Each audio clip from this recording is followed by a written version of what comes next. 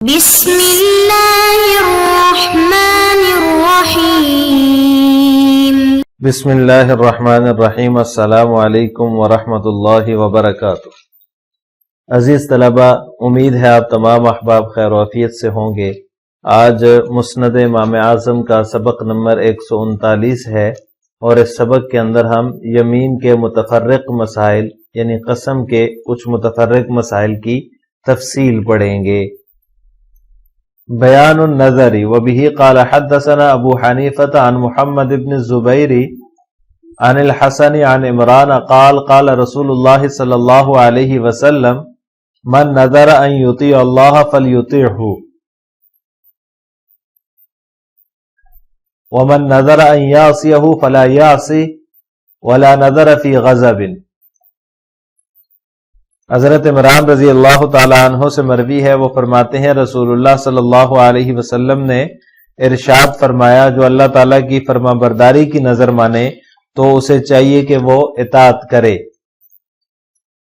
ومن نظر ان یعصیہ، اور جو شخص اللہ کی نافرمانی کی نظر مانے تو اسے چاہیے کہ نافرمانی نہ کرے، ولا نظر فی غضب، اور غصے کی حالت میں نظر نہیں ہوتی۔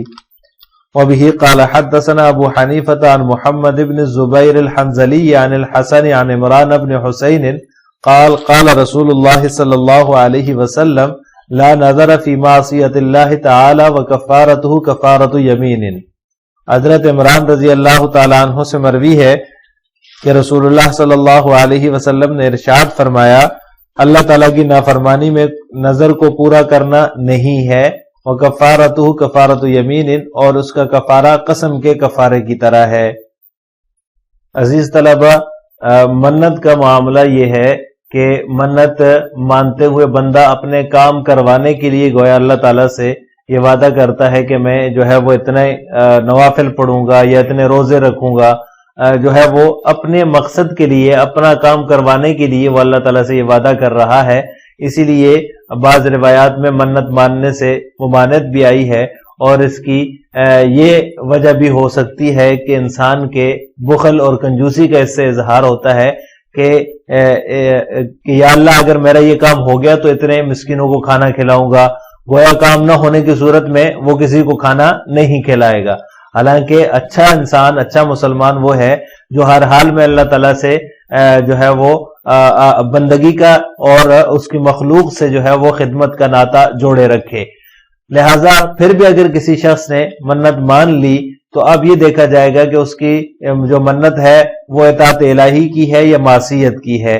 اگر اطاعت الہی کی ہے، اس کے اندر اطاعت الہی کا پہلو پایا جاتا ہے تو اس کا پورا کرنا لازم ہے، اور اگر اس کے اندر جو ہے وہ اطاعت کا پہلو نہیں ہے بلکہ معصیت کا پہلو ہے، اس نے معصیت کی منت مانی ہے تو اس کو پورا کرنا حرام ہوگا، نہ پورا کرنا ضروری ہے۔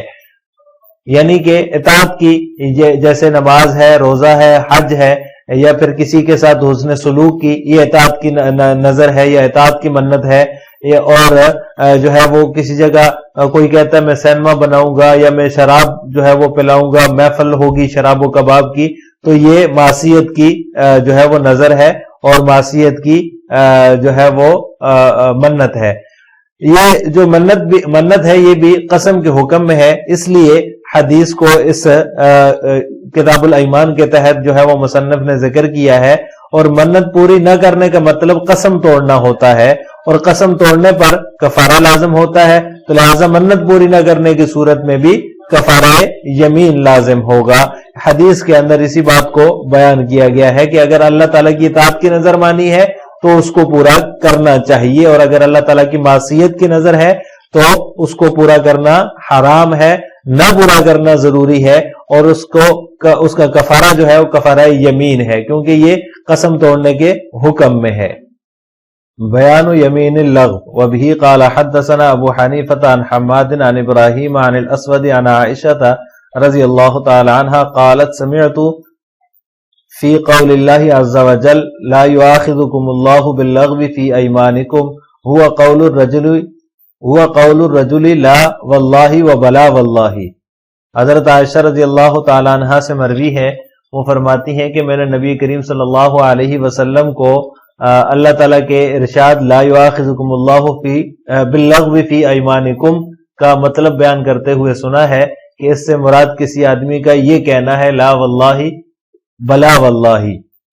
وبه قال حدثنا حماد عن ابيه عن ابراهيم عن الاسود عن عائشة في قول الله عز وجل لا يؤاخذكم الله باللغو في ايمانكم قالت هو قول الرجل لا والله وبلا والله مما يصل به كلامه مما لا يعقد عليه قلبه حديثا.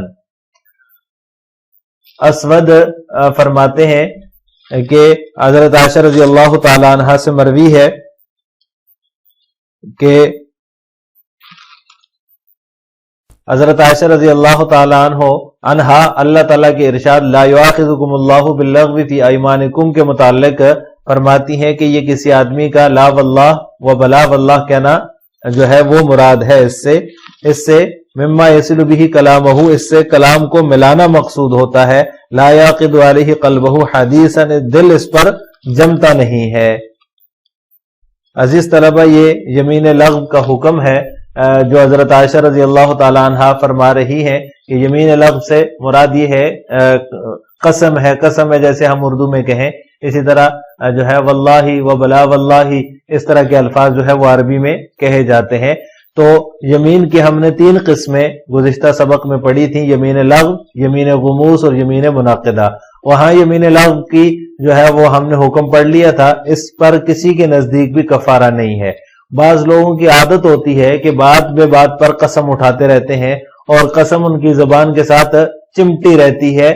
یہ عوام میں کیا بعض خواص میں بھی یہ عادت پائی جاتی ہے. اس قسم کے الفاظ پر ہر بات پر جو ہے وہ اس قسم کے الفاظ ادا کرتے ہیں، ہر بات کے ساتھ قسم ہے کہتے رہتے ہیں.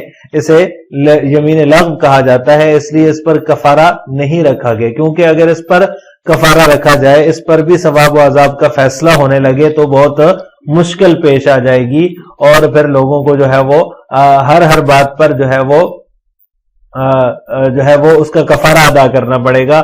اور یمین کا جو کفارہ ہے، کفارہ یمین، اس کی تفصیل بھی جو ہے وہ اللہ تعالیٰ نے قرآن کریم میں بیان کی ہے. 10 مسکینوں کو کھانا کھلانا، یا پھر انہیں کپڑے پہنانا، یا ایک غلام کو آزاد کرنا، یا پھر 3 روزے رکھنا. تو اس طرح اگر یمین لغو پر بھی کفارہ جو ہے وہ اس کا بھی ثواب و عذاب کا فیصلہ ہو تو پھر اس کا کفارہ ادا کرنا بہت مشکل ہو جائے گا. اس لیے حدیث کے اندر حضرت عائشہ رضی اللہ تعالی عنہا نے یہ بیان فرمایا کہ اس سے مراد جو ہے وہ کلام کا متصل کرنا ہوتا ہے، کلام کو ملانا ہوتا ہے. دل اس بات پر جمتا نہیں ہے، تو لہٰذا یہ لغو ہے، اس پر کسی قسم کا کفارہ نہیں ہوگا. بیان بطلان الیمین بالاستثناء. وبه قال حدثنا ابو حنیفہ عن القاسم عن ابیہ عن عبد اللہ رضی اللہ تعالی عنہ قال قال رسول اللہ صلی اللہ علیہ وسلم من حلف علی یمین واستثنى فلہ سنیاہ. حضرت عبداللہ بن مسعود رضی اللہ تعالیٰ عنہ سے مروی ہے کہ رسول اللہ صلی اللہ علیہ وسلم نے ارشاد فرمایا جب کسی چیز پر کوئی شخص قسم کھائے اور اس میں استثناء کر دے فلاح سنیاہ، تو اس استثناء کا اسے فائدہ ہوگا. وبه قال حدثنا حماد عن ابيه عن القاسم بن عبد الرحمن عن ابيه عن ابن مسعود رضی اللہ تعالی عنہ قال من حلف على يمين وقال ان شاء الله فقد استثنى.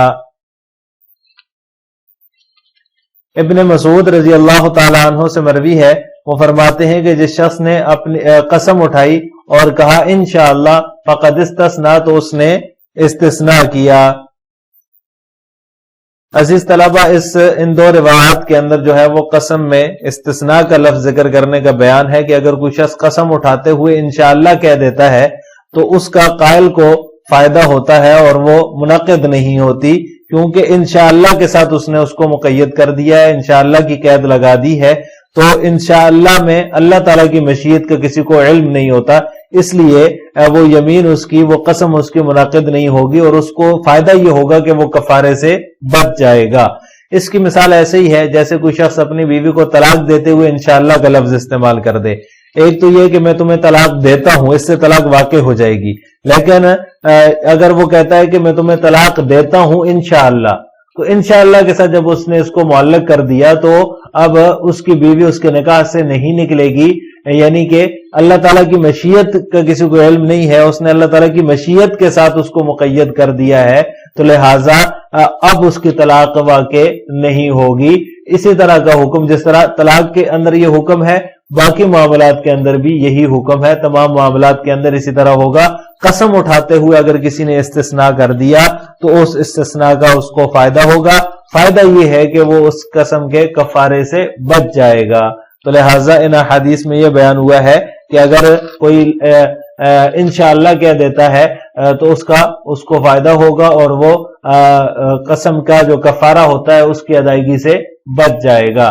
اگر اس نے یہ کہہ دیا کہ اگر اللہ نے چاہا تو، اب ظاہر ہے کہ اللہ کی مشیت تو کسی کو معلوم نہیں ہے، تو لہٰذا اس نے یہ جملہ کہنے کی وجہ سے اپنے آپ کو ایک جو ہے وہ حفاظتی حصار فراہم کر دیا ہے، تو اس وجہ سے وہ اس کے کفارے سے بچ جائے گا۔ لہٰذا آج کے سبق کا خلاصہ یہ ہوا کہ ہم نے کتاب الایمان کے تحت اطاعت یا نافرمانی کی منت، یمین لغو کا حکم اور قسم میں استثناء کا لفظ لانے کی تفصیل پڑھی ہے۔ آخر میں آپ سے 2 سوال ہیں۔ نمبر 1، اگر کسی نے معصیت کی منت مانی تو کیا حکم ہے؟ نمبر 2، اگر کسی نے قسم میں لفظ استثناء استعمال کیا تو قسم منعقد ہوگی یا نہیں ہوگی؟ ان دونوں سوالوں کا جواب آپ نے کمنٹ باکس میں دینا ہے۔ السلام علیکم ورحمۃ اللہ وبرکاتہ۔